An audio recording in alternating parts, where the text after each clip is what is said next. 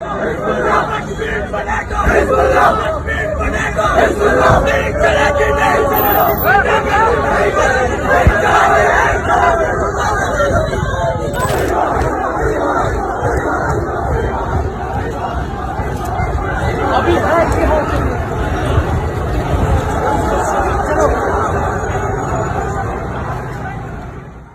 Video आपने देखा।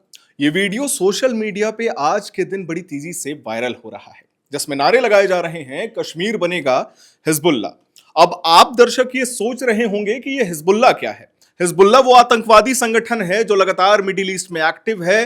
कई देश इसे ऑफिशियली आतंकवादी संगठन घोषित कर चुके हैं। आपको बता दें, खamenei की मौत के बाद मामला केवल मिडिल ईस्ट में ही नहीं गरमाया हुआ, मामला हमारे देश भारत में भी गरमाया हुआ है। चाहे वो श्रीनगर हो, लखनऊ हो, मध्य प्रदेश हो, छत्तीसगढ़ हो या फिर हैदराबाद हो। कुछ विजुअल्स तो चेन्नई से भी आ रहे थे कि लोग उग्र प्रदर्शन कर रहे हैं और ये कह रहे हैं कि एक बार मोदी जी हमें इजाजत दे दें, हम खुद जंग लड़ने ईरान की तरफ से चले जाएंगे। लेकिन ये जो नारे लगे हैं शैलेंद्र जी, कश्मीर, खैर एक चीज हम बता दें, हम इसकी आधिकारिक पुष्टि नहीं करते हैं, लेकिन ये वीडियो आज बड़ी तेजी से वायरल हो रहा है सोशल मीडिया में, तो हमने सोचा इस पे चर्चा कर ले। हमारे साथ हमारे सहयोगी वरिष्ठ पत्रकार शैलेंद्र जी मौजूद है। कश्मीर बनेगा हिजबुल्ला, बहुत बड़ा बात है क्योंकि एक आतंकवादी संगठन के नारे खासकर युवा लगा रहे हैं जम्मू कश्मीर के, वो जम्मू कश्मीर जो लगातार संघर्षों से जूझ रहा था। क्या कहिएगा?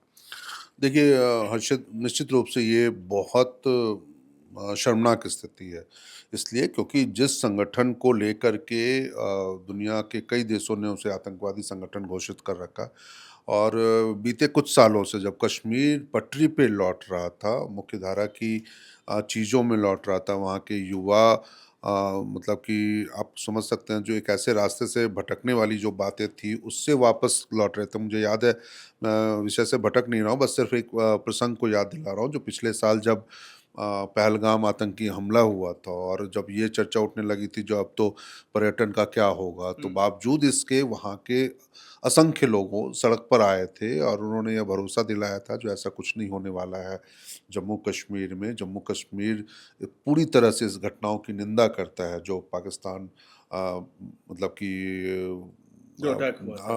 वो अटैक भी हुआ था, और दूसरा जो पाकिस्तान प्रसिद्ध जो टेररिज्म है उसको लेकर के उन्होंने बात एक स्पष्ट रखी थी, और ये लगा था जो वाकई कश्मीर बदल रहा है। लेकिन अब जिस तरह से ये तस्वीरें आ रही है ना, वो हैरान करने वाली तस्वीरें। मानते हैं जो ईरान में जो हो रहा है, जैसा हो रहा है, वो भारत सरकार, विदेश मंत्रालय अपने तरीके से उन चीज़ों को देखेगा, चीज़ें करेंगे। लेकिन आप प्रोटेस्ट में और चीज़ों को लेकर के जिसका हिंदुस्तान की राजनीति से, यहाँ की चीज़ों से कोई स्पष्ट सरोकार नहीं है और कोई स्पष्ट स्टैंड नहीं है जिस युद्ध में भारत का चीज़ों को लेकर के, वैसी स्थिति में आप यदि इंटरनल मतलब कि आप कहते हैं ना जो डिस्टर्बेंस क्रिएट करने की कोशिश कर रहे हैं, मामले को दूसरा रुख देने की कोशिश कर रहे हैं, तो निश्चित रूप से बहुत ही शर्मनाक वाली स्थिति है। अच्छी स्थिति तो नहीं है। कई विजुअल्स भी आए थे शैलेंद्र जी, माफी चाहूंगा एक सवाल बीच में ही ले रहा हूँ। कई विजुअल्स भी आए थे जहां कुछ महिलाएं, हमारी अल्पसंख्यक महिलाएं बुर्का पहन करके उन पे आंसू गैस भी छोड़े जा रहे थे, वो प्रदर्शन कर रही थी, है ना।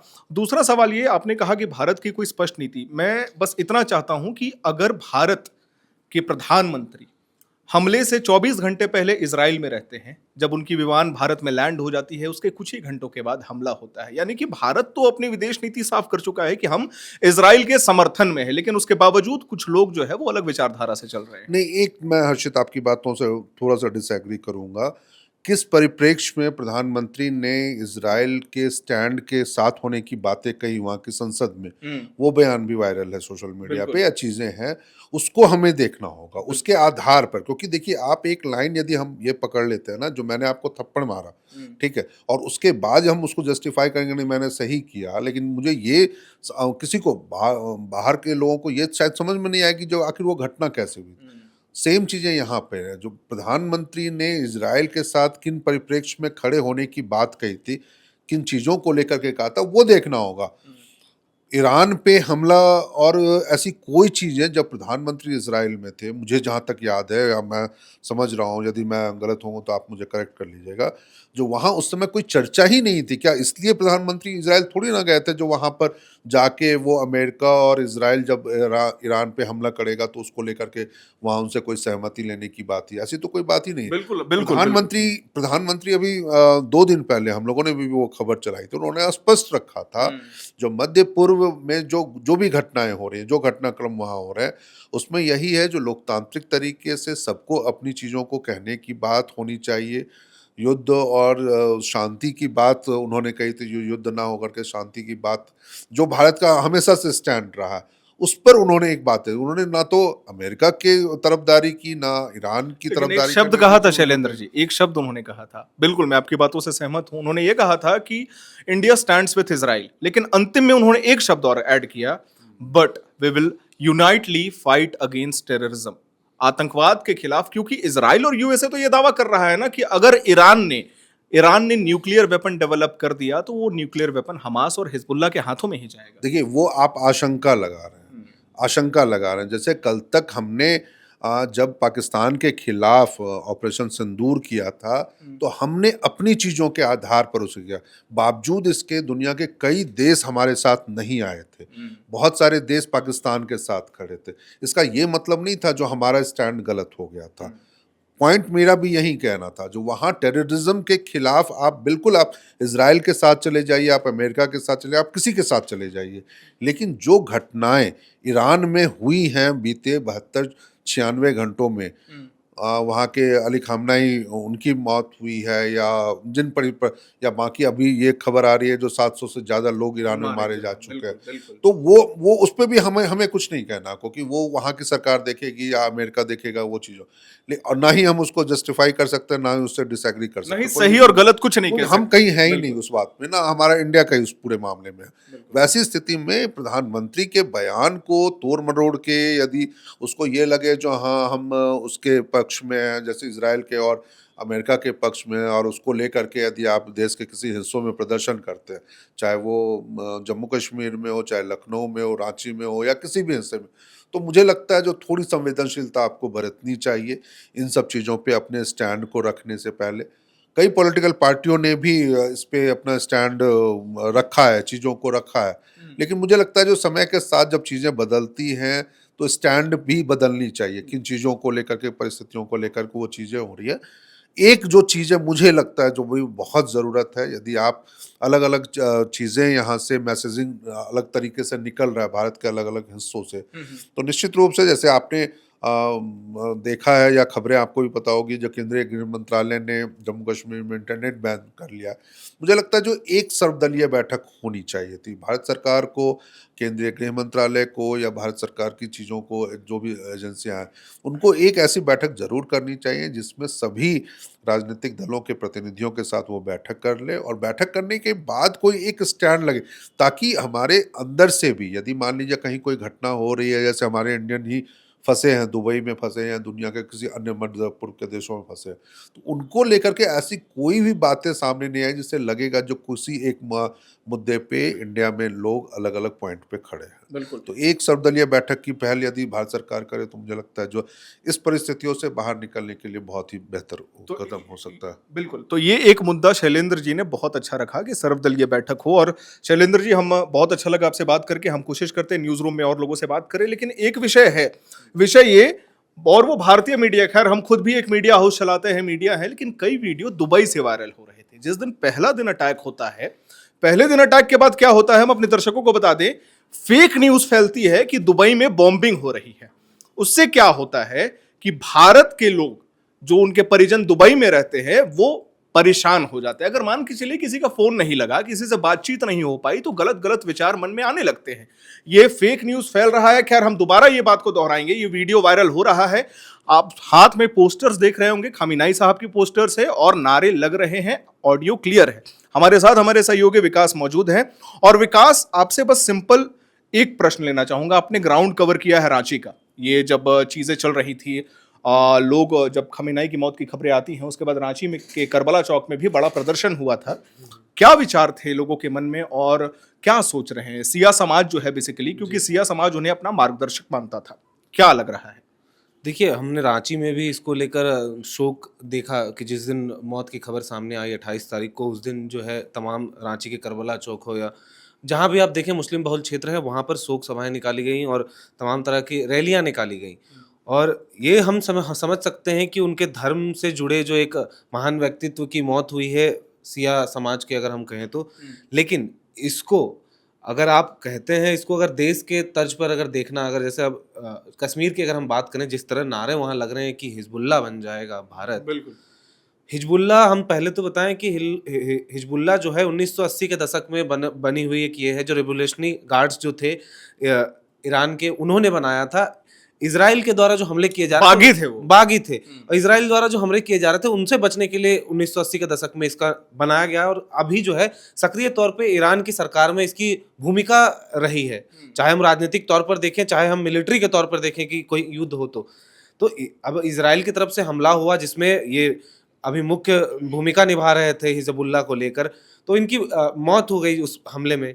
अब इसको अगर आप राजनीतिक परिदृश्य से भी अगर देखें तो ये सिया समाज का एक बात है, लेकिन इसको भारत के साथ जोड़ के और इस तरह के नारे लगाना कि कश्मीर हिजबुल्लाह बन जाएगा, तो फिर तो ये मैं सरासर कहूँगा, और ये कहीं कहीं किसी भी परिप्रेक्ष्य से आप देखें तो एक देश विरोधी नारा कहीं ना कहीं नजर आ रहा है, क्योंकि आप भारत में रहते हैं, भारत के संविधान को मानते हैं, उसके बाद इस तरह की आप बातें करते हैं। कुछ कश्मीर जो अभी पैर में ठीक से खड़ा भी नहीं हो पाया, हम इतने देखे, इतने बार बार 370 हटे हुए ज्यादा समय नहीं हुआ है, और वहाँ मामला अभी, और हम कहें वहाँ की स्थिति जो है अभी अब धीरे धीरे सामान्य होने लगी थी, और उसके बीच में इस तरह से सिया जो अगवा है उनकी मौत हो जाना, और उसके बाद इस तरह से एक अशांति फैल जाना पूरे कश्मीर में, कहीं ना कहीं अभी देखिए आप उधर तनाव है अफगानिस्तान और पाकिस्तान का भी, कहीं ना कहीं इसका लुत्फ जो है हम कहें तो पाकिस्तान भी ना उठा ले, क्योंकि इस तरह से जो देश विरोधी नारे लग रहे हैं और जो मंशा पाकिस्तान और कश्मीर के बीच में जो चली आ रही है इतने सालों से, आधी आबादी जो है वो चाहती है पाकिस्तान में। ये थोड़ा सा संभव इसीलिए नहीं है विकास, इसके दो कारण हैं, दो परिप्रेक्ष्य हैं इसके।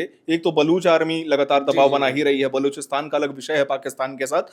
दूसरा, अफगानिस्तान लगातार तालिबान बॉम्ब कर रहा, पाकिस्तान ने तो ओपन वॉर डिक्लेयर कर दिया है। लेकिन एक सवाल जो आपने लिया हिजबुल्लाह का, देखिए बहुत अच्छा आपने पॉइंट रखा कि हिजबुल्लाह जो है वो ईरान आर्मी की तरफ से लगातार लड़ता आ रहा है।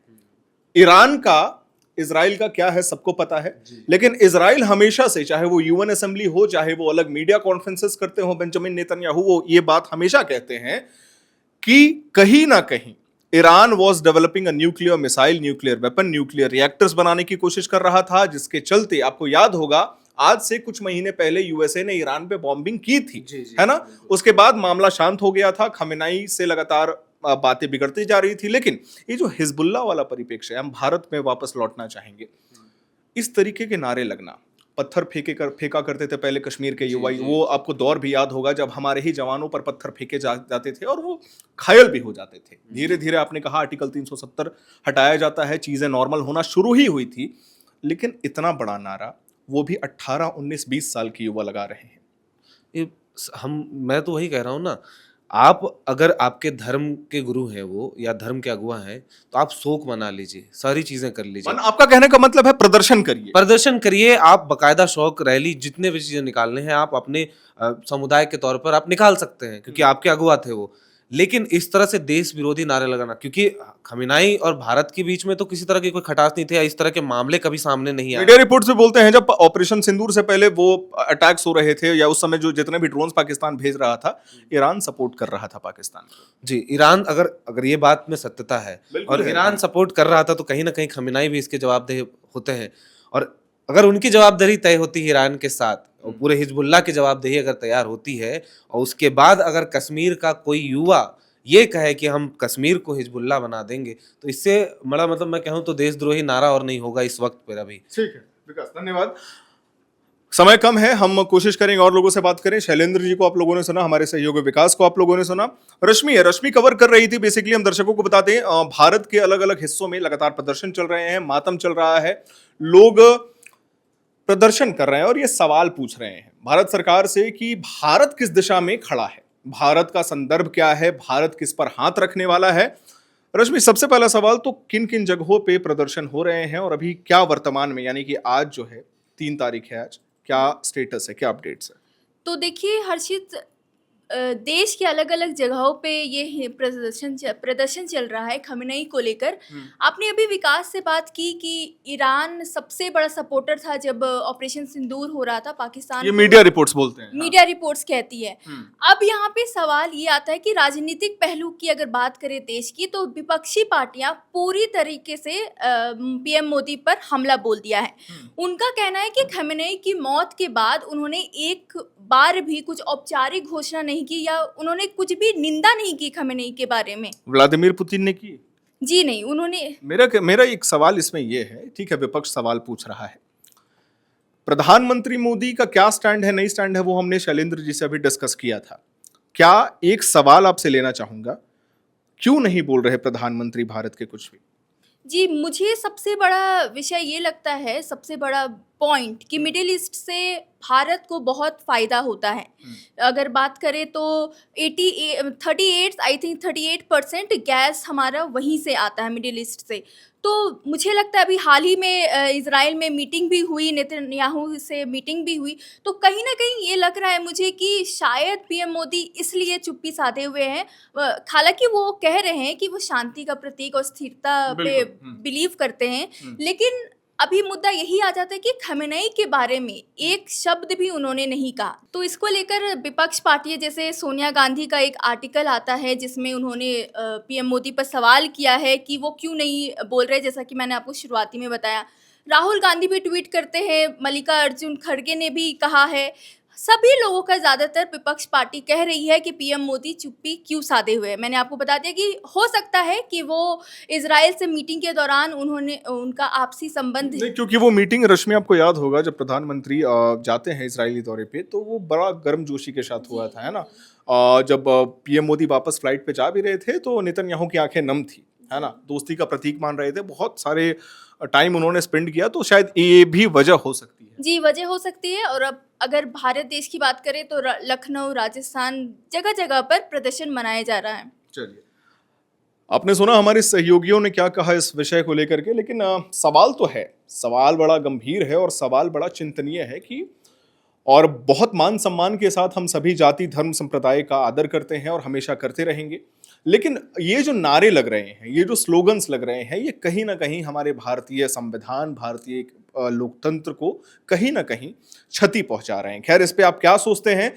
ये वीडियो जो है, जो आपने वीडियो के स्टार्टिंग में देखा था, जैसे ही हमारा वीडियो शुरू हुआ था, स्टार्टिंग में आपने देखा होगा, ये आज सुबह से ही सोशल मीडिया प्लेटफॉर्म जैसे इंस्टाग्राम और ट्विटर पे यानी एक्स पे वायरल हो रहा है, जिसके बाद हमने ये सोचा कि इस पे बात किया जाए, चिंतन किया जाए, भारत के किन राज्यों में, किन हिस्सों में लगातार प्रदर्शन हो रहे हैं। खैर, आप क्या सोचते हैं? ये नारे कैसे थे, क्यों लगे, आपकी क्या राय है, ये हमें कमेंट बॉक्स में जरूर बताइएगा। मैं उम्मीद करता हूं आज की हमारी ये जानकारी और रिपोर्ट आपको पसंद आई होगी।